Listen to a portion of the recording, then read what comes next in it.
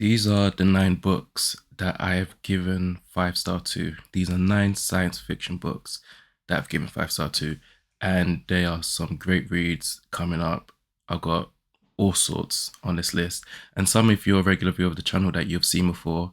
I've done dedicated book reviews for most, if not all, of these books. So that's coming up. Before we get into it, don't forget to like and subscribe and tell us what you think in the comments, and also consider becoming a Patreon. You get early access, and we're doing a book club over there as well. First up is Golden Sun by Pierce Brown. This is book 2 in the Red Rising series. I absolutely adored Red Rising series. It is my second favorite book series of all time, behind Harry Potter. Just general book series. And we're talking science fiction, it is number 1. Golden Sun is nuts. For those who have their problems with the first book, Red Rising, I understand. I'd get through it. The second half of the book is exceptional. But I do understand that the world building is a bit disorientating and is a bit weird. And some people, like even I, was a bit like, at the beginning of it.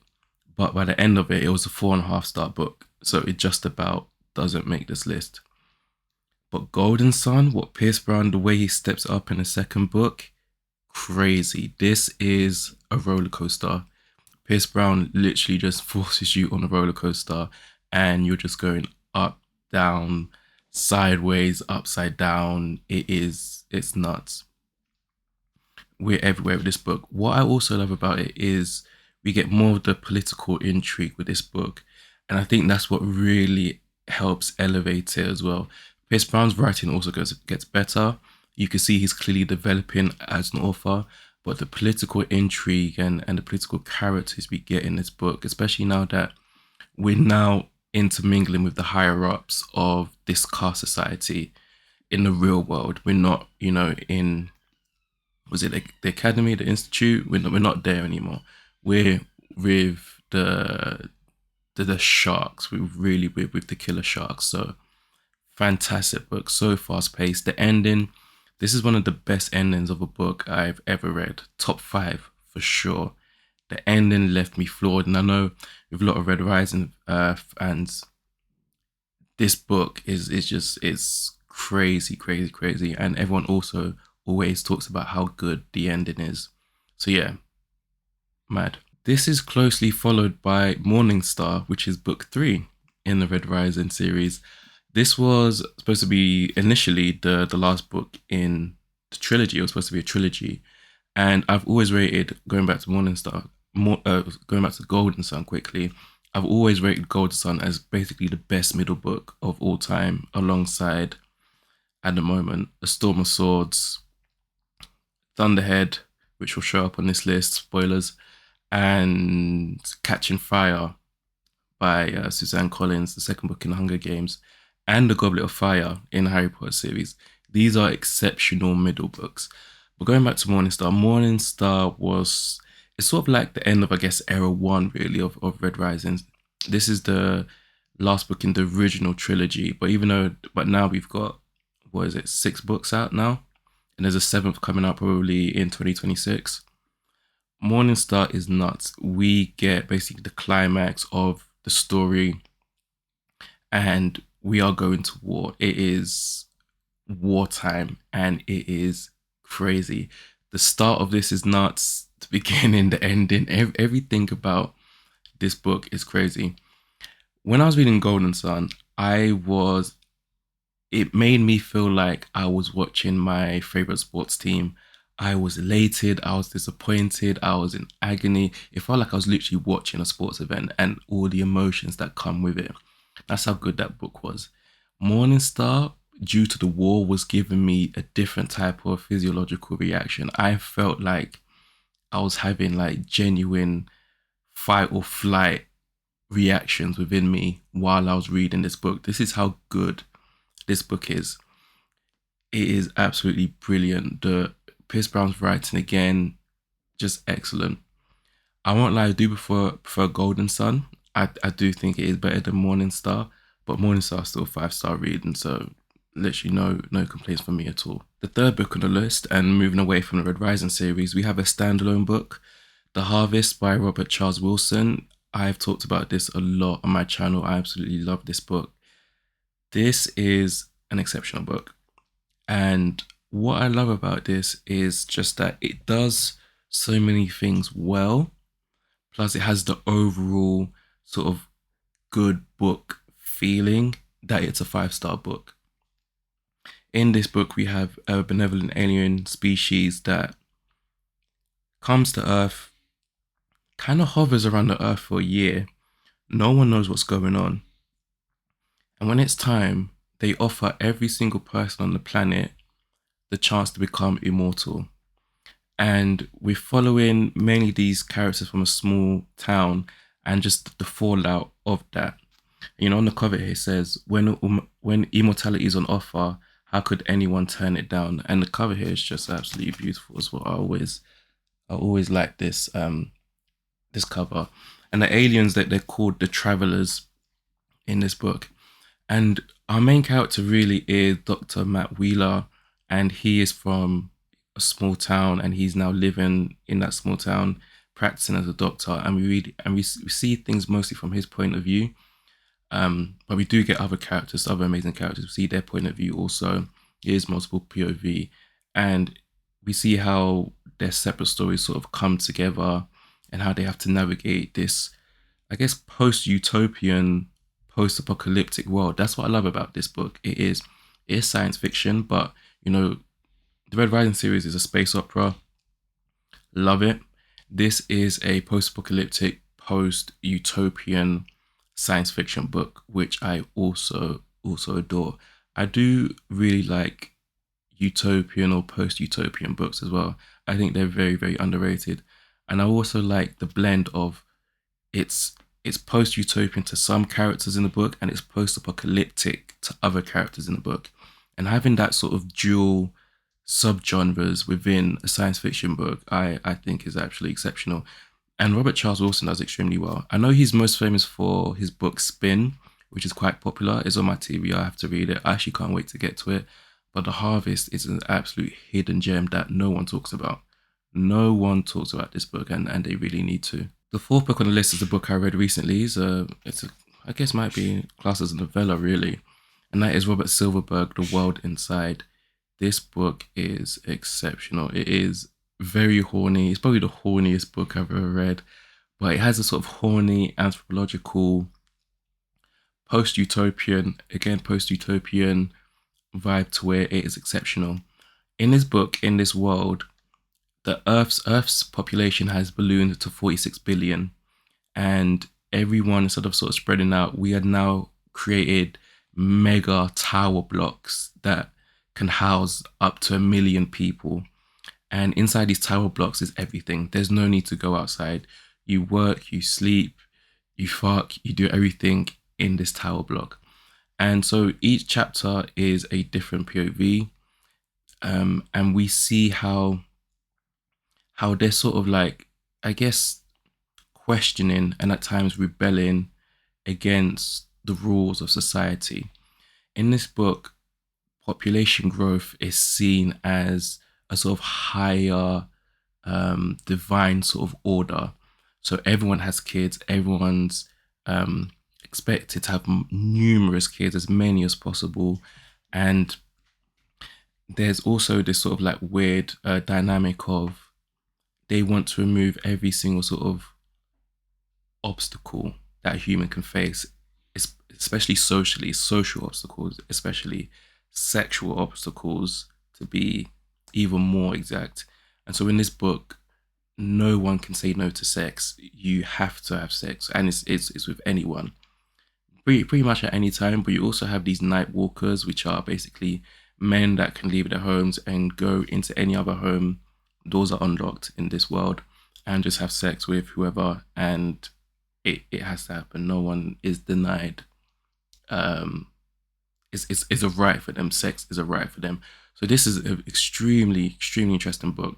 The characters are great. Their stories are great. It kind of reads a bit like short story collections amongst this, in this tower block. But we do get to see some of the characters in other character stories. So It's not like you read a character, you never hear from them again, but they're not super heavily involved because each character has a different sort of problem or conundrum that they face.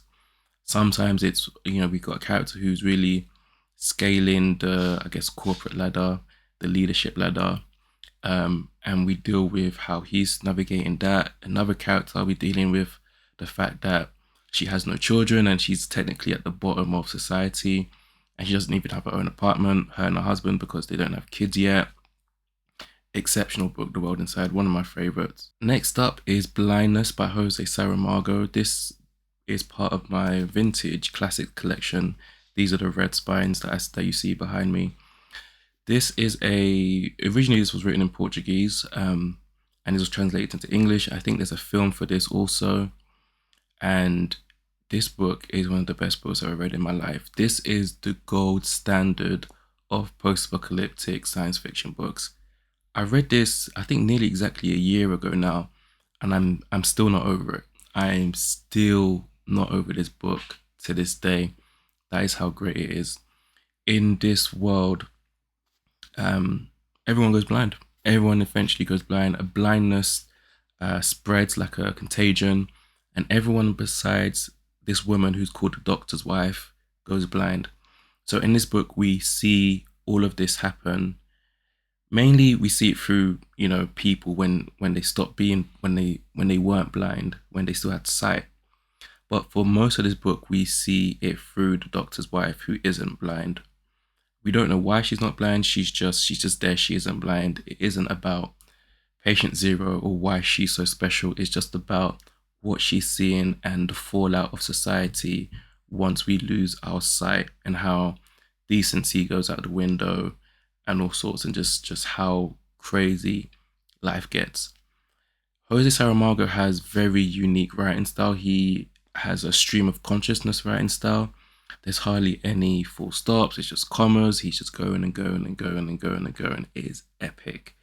And I wouldn't let that deter you, because in a book about blindness and the fact that obviously we're talking about someone's vision, and also just the experience of reading words on the page, kind of adds to the story and kind of adds to the reading experience a lot.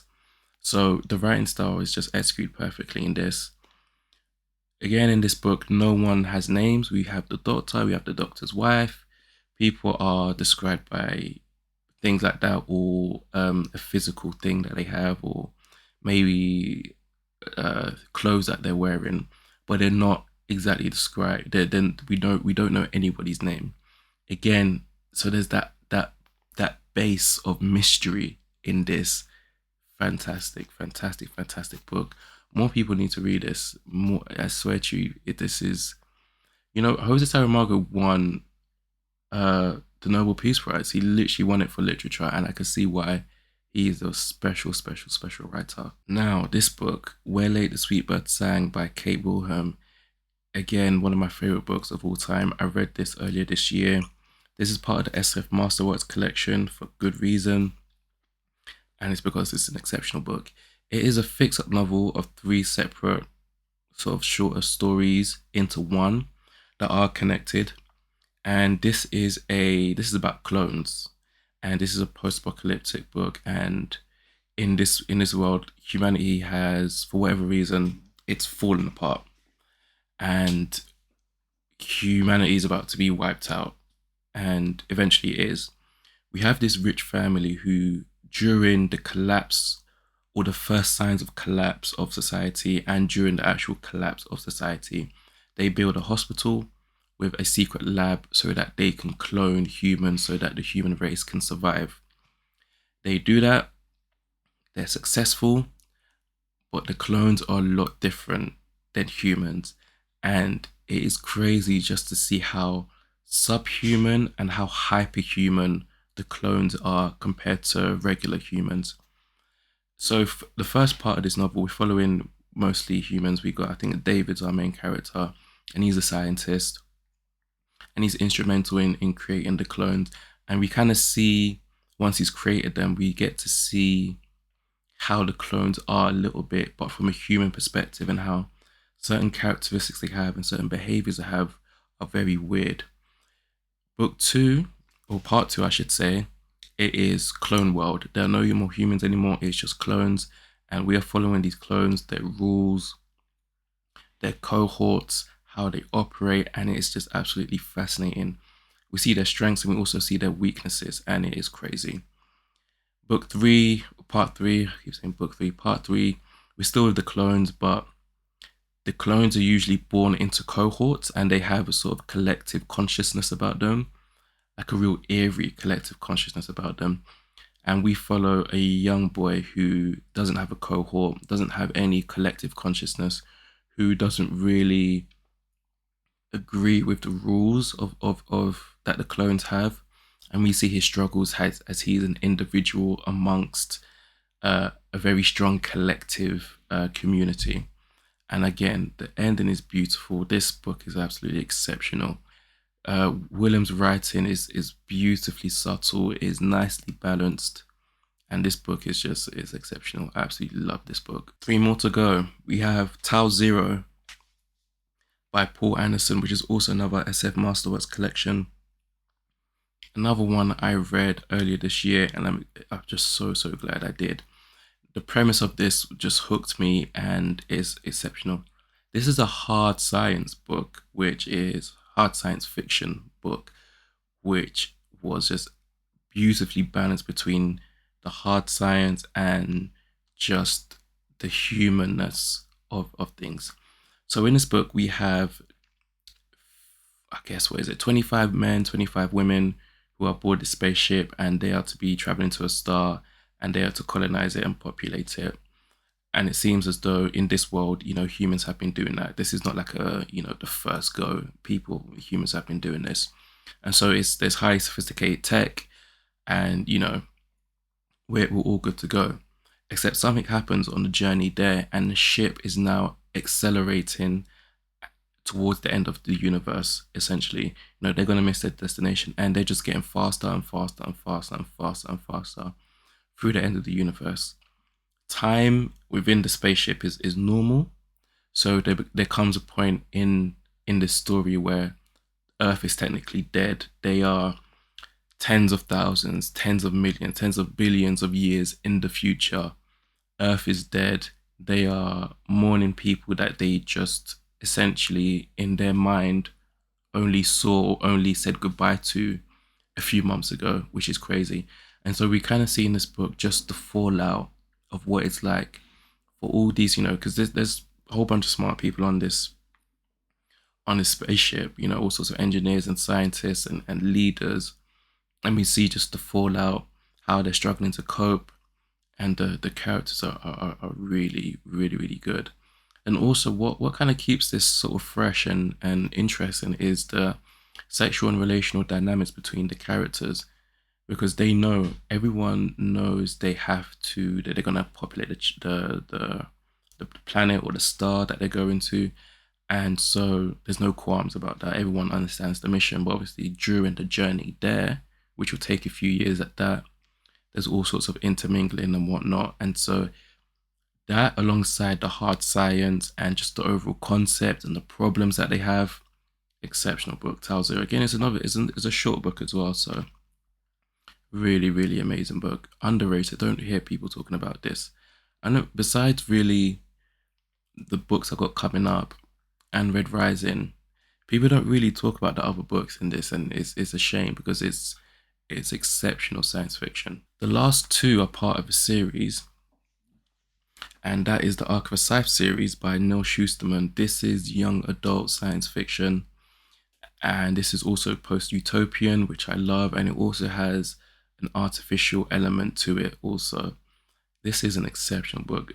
I guess I'd say around a decade ago, when the YA buzz was at its peak, this was getting a lot of love. You'll see this book a lot on sort of the YA channels.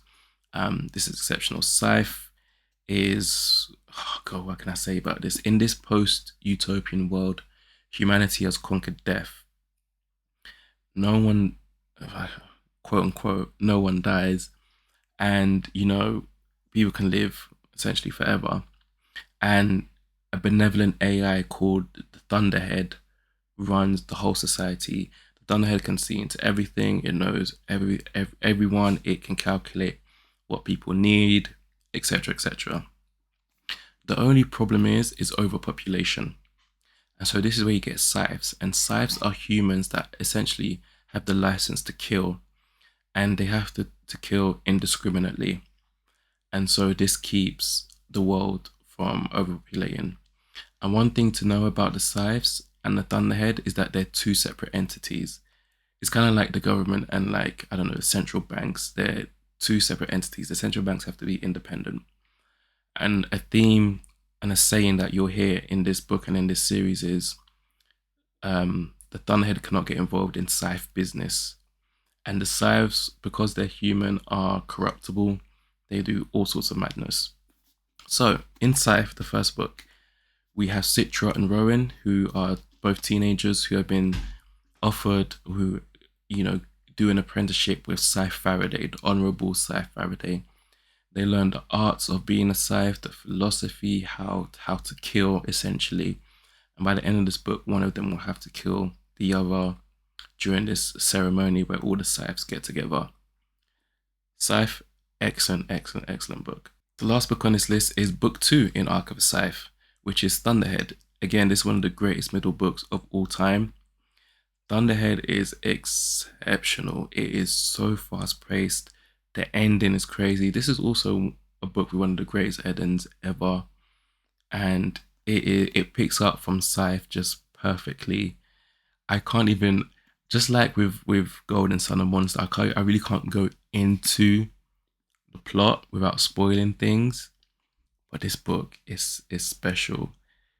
It really, really is. I highly recommend the Arc of Scythe series. It is exceptional YA sci-fi. I absolutely, absolutely loved it. Anyway, guys, those are my 5-star science fiction books.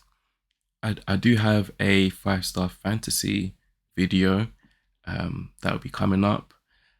And so check that out. And don't forget to like and subscribe, guys, and consider becoming a Patreon. Thank you for watching. Thank you for listening.